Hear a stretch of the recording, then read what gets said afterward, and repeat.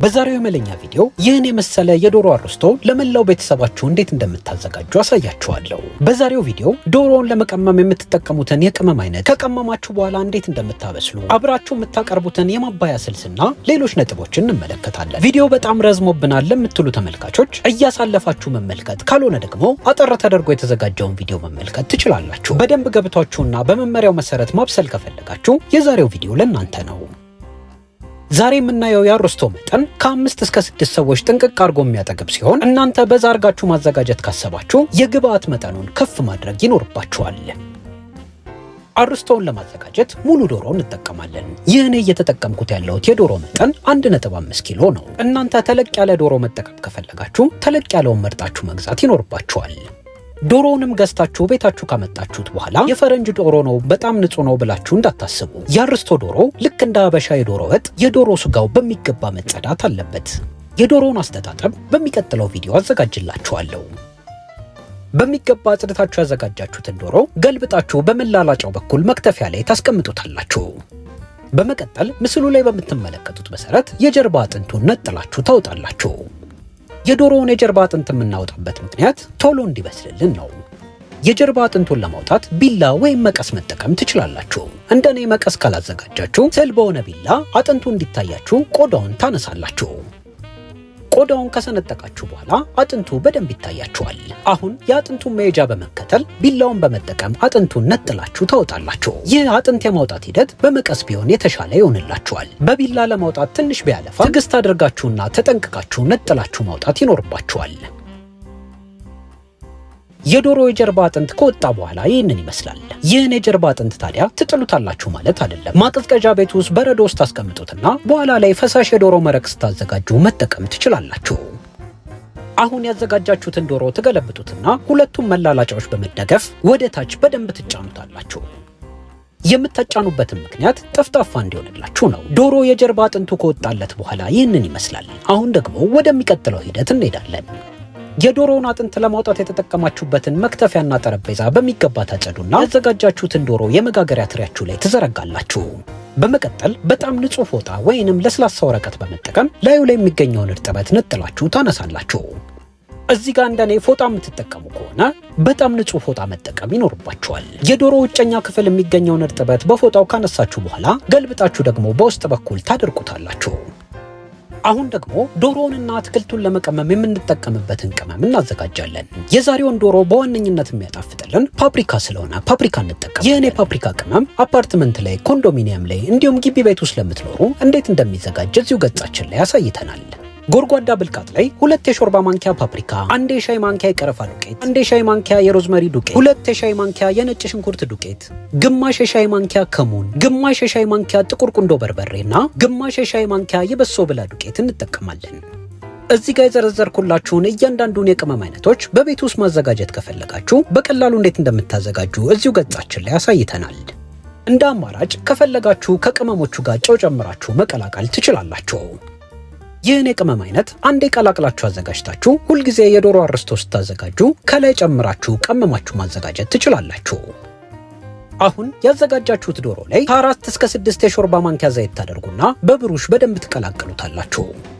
የምግብ ብሩሽ ከሌላችሁ እጃችሁን በሚገባ በሳሙናና በውሃ ታጥባችሁ ዘይቱን መለወስ ትችላላችሁ። የዶሮውን ውስጠኛ ክፍል በዘይት በደንብ ከለወሳችሁት በኋላ ያዘጋጃችሁትን የአርስቶ ቅመም ከላይ ትለውሱታላችሁ። ቅመሙ ሁሉንም የዶሮ ክፍል እኩል ማዳረስ ይኖርበታል። ቅመሙን ከነሰነሳችሁ በኋላ እጃችሁን በመጠቀም በደንብ ታዳርሱታላችሁ። እዚህ ጋር በእጃችሁ ንጽህና የማትተማመኑ እንዲሁም እጃችሁን ቶሎ ቶሎ የመታጠብ ልምዱ ከሌላችሁ ጓንት መጠቀም ትችላላችሁ። የዶሮውን የውስጠኛ ክፍል በቅመሙ በደንብ ከለወሳችሁት በኋላ ትገለብጡታላችሁ። ዶሮውን ከገለበጣችሁ በኋላ ተጠንቅቃችሁ ቆዳውን ከስጋው ትለያላችሁ። ቆዳውን ከስጋው የምንለይበት ምክንያት ውስጡ ቂቤ ለመክተትና ቅመሙን ለመለወስ ነው።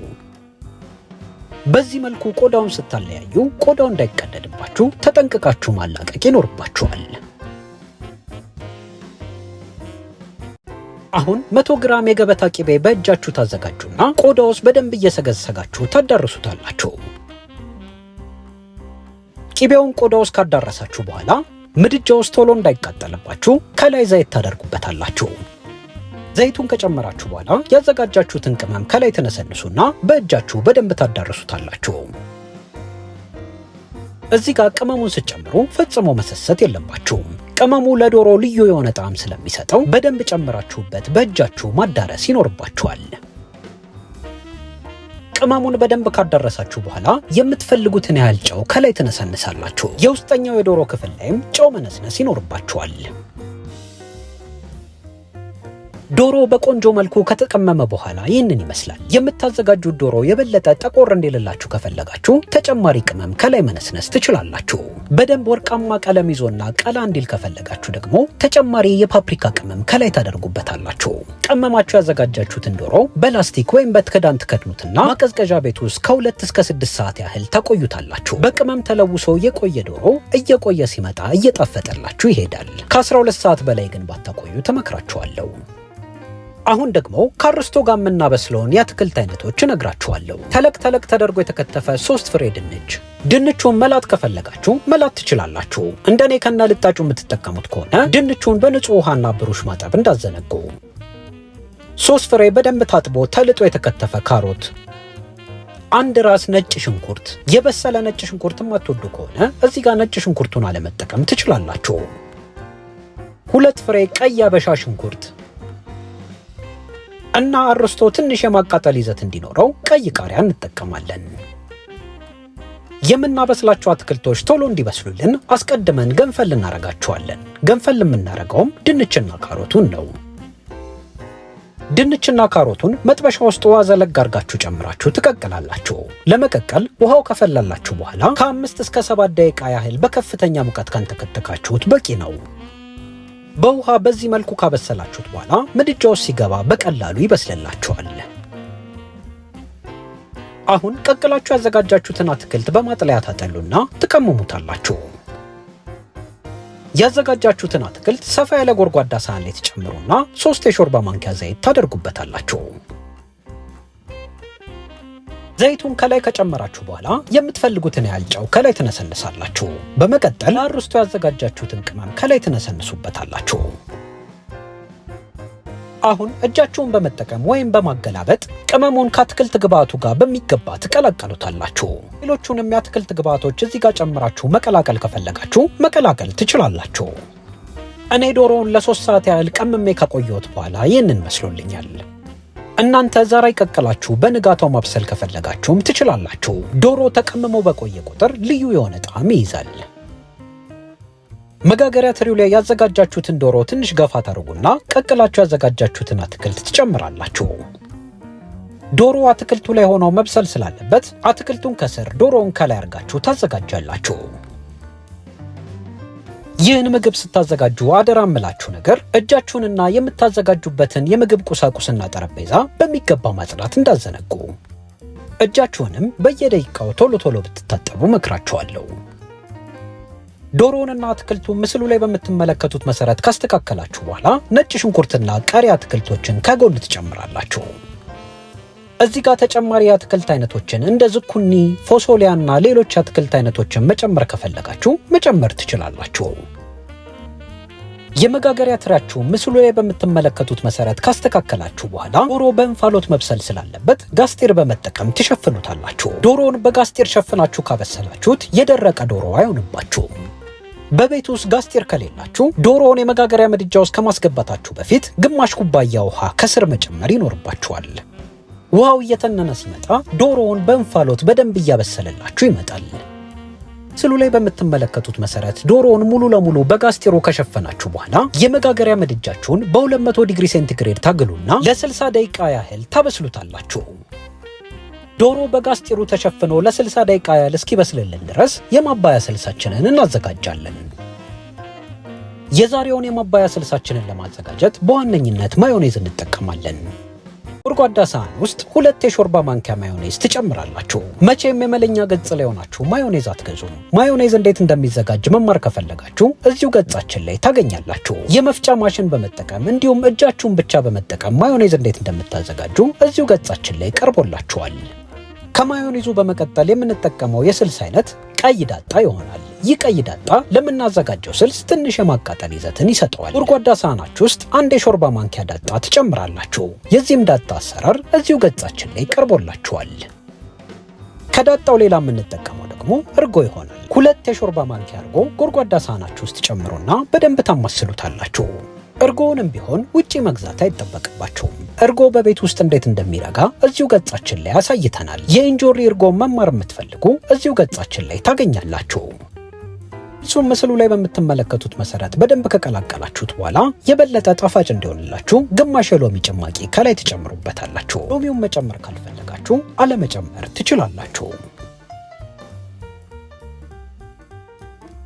ዶሮ በጋስጢሩ ተሸፍኖ ለ60 ደቂቃ ያህል መጋገሪያ ምድጃ ውስጥ ከበሰለ በኋላ ከመጋገሪያ ምድጃው ተጠንቅቃችሁ ታወጡታላችሁ። ጋስጢሩ የተቀደደው ከመጋገሪያ ምድጃው ስናወጣው ነው። ነገር ግን ከማስገበታችሁ በፊት እንዲህ ተቀዶ መግባት የለበትም። በደንብ መሸፈን ይኖርበታል። አሁን ጋስጢሩ በጣም ትኩስ ስለሚሆን ተጠንቅቃችሁ ታነሱታላችሁ። ዶሮ በእንፋሎት ሲበስል ይህንን ይመስላል። አሁን ጋስጢሩን አንስታችሁ የመጋገሪያ ምድጃችሁ ውስጥ መልሳችሁ ታስገባላችሁ። መልሳችሁም ካስገባችሁት በኋላ ከ30 እስከ 45 ደቂቃ ያህል ሙሉ ለሙሉ ቀለሙን እስኪቀይር ድረስ ትጠብሱታላችሁ። በ10 ደቂቃ ልዩነት ወጣ እያረጋችሁ ዶሮ ከስር የሚተፋውን መረቅ በማንኪያ እየዛቃችሁ ከላይ ማልበስ ይኖርባችኋል። ይህንንም የምታደርጉበት ምክንያት ዶሮ በጣም እንዳይደርቅባችሁ ነው። ዶሮ በቆንጆ መልኩ ከበሰለ በኋላ ይህንን ይመስላል። ምስሉ ላይ እንደምትመለከቱት ሙሉ ለሙሉ ቀለሙን ቀይሮ ወርቃማ ይዘት ይዞልናል። ከዚህም የበለጠ ጠቆር ብሎ እንዲበስል ከፈለጋችሁ ለተጨማሪ ደቂቃዎች ምድጃ ውስጥ ማቆየት ትችላላችሁ። ካልሆነ ደግሞ የምድጃችሁን የሙቀትን መጠን ከፍ ማድረግ ይኖርባችኋል። ነገር ግን እንዳይቃጠልባችሁ መጠንቀቅ አለባችሁ። አሁን ትኩስ የሮዝመሪ ቅጠል በመጠቀም ዶሮ ከታች ያስቀረውን መረቅ ቅጠሉን እየነከራችሁ ከላይ ትለውሱታላችሁ። የዛሬውን የመለኛ ቪዲዮ ወዳችሁ ተመችቷችሁ እዚህ ድረስ እየተከታተላችሁት ከሆነ የት አካባቢ ሆናችሁ እንደምትመለከቱን አስተያየት መጻፊያው ላይ ጻፉልን። ይህንንም የዶሮ አርስቶ ለቤተሰባችሁ በየቤታችሁ ካዘጋጃችሁ ፎቶ እያነሳችሁ የመለኛ የቴሌግራም ግሩፕ ላይ ላኩልን።